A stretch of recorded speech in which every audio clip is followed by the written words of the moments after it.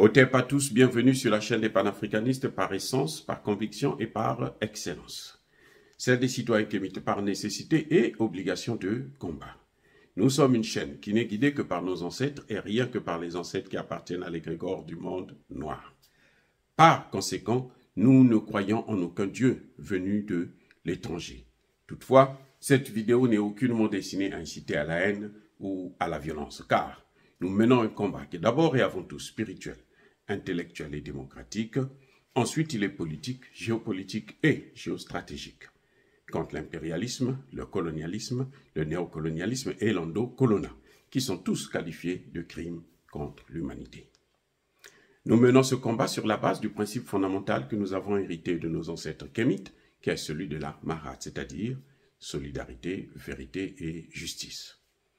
Vous êtes donc en droit de connaître la vérité et nous avons l'obligation de vous dire la vérité, rien que la vérité, afin que justice soit rendue au continent africain.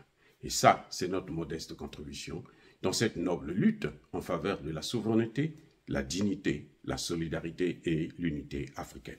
C'est exactement ça que nous appelons le panafricanisme. Bien-aimés frères et sœurs, qui a dit que le Niger n'a pas parlé à l'Assemblée générale de l'Organisation des Nations Unies? Qui vous a dit ça? Le coup que Guterres a voulu faire avec la complicité d'Emmanuel Macron et de certains pays francophones de l'Afrique de l'Ouest, probablement le Bénin et la Côte d'Ivoire, ce sont les deux pays que je vois, parce que le Sénégal a reculé en ce qui concerne l'intervention militaire au Niger. Qui vous a dit qu'ils ont réussi? Ils ont échoué. Ils ont tous échoué. Ah oui, c'est comme ça. Ils ont échoué. Pourquoi je dis ça? Le secrétaire général de l'Organisation des Nations Unies, Monsieur Antonio Guterres, un autre larbin, un caniche des puissances de l'OTAN, il s'est arrangé par une magouille que je ne peux pas expliquer parce que c'est complètement nul, d'éviter à ce que le ministre des Affaires étrangères, Yahou, qui était du Niger, qui était à New York, qu'il a même reçu et pourtant ne puisse pas intervenir à la tribune de l'Organisation des Nations Unies. Et la France s'est réjouie en disant que nous, on a gagné. On a gagné. Ils ont voulu virer l'ambassadeur du Niger à New York. Là encore, ils ont échoué.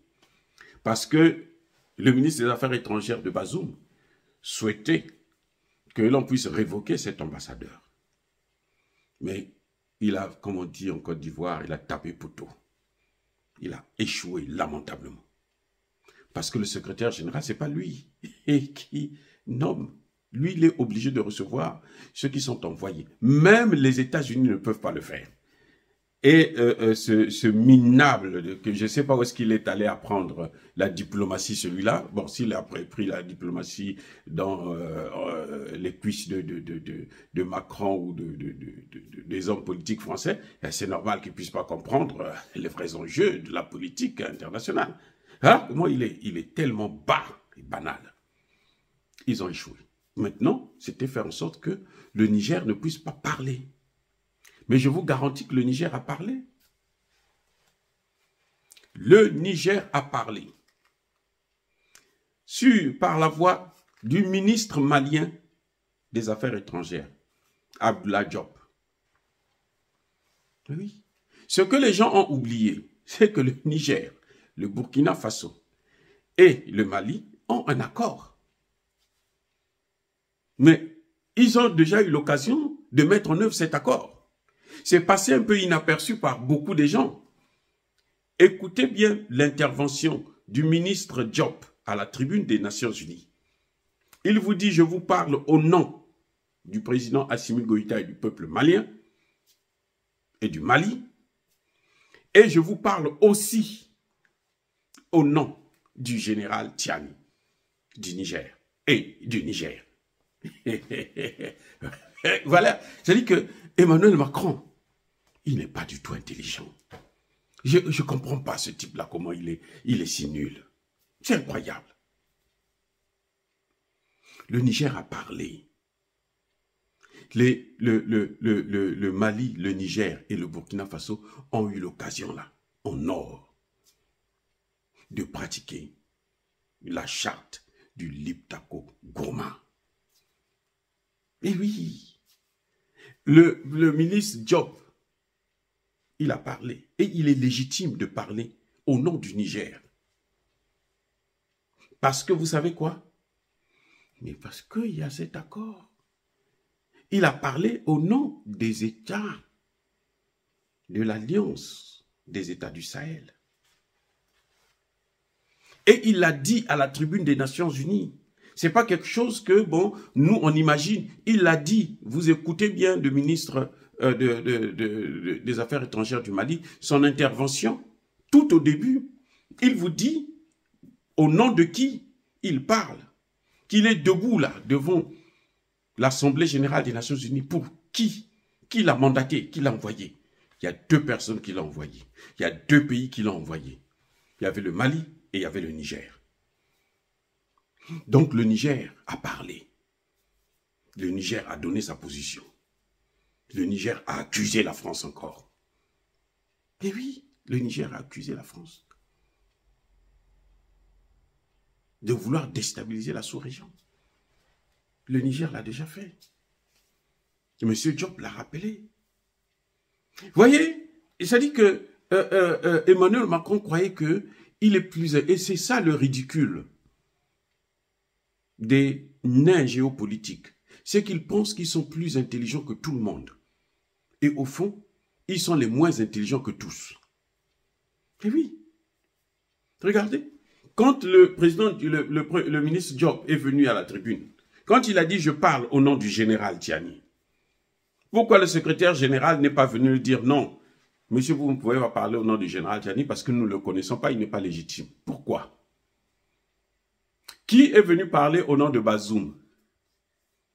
Dites-moi, quelle est l'autorité, le pays, le ministre d'un pays, ou le premier ministre ou le président d'un autre pays qui a parlé au nom de Bazoum?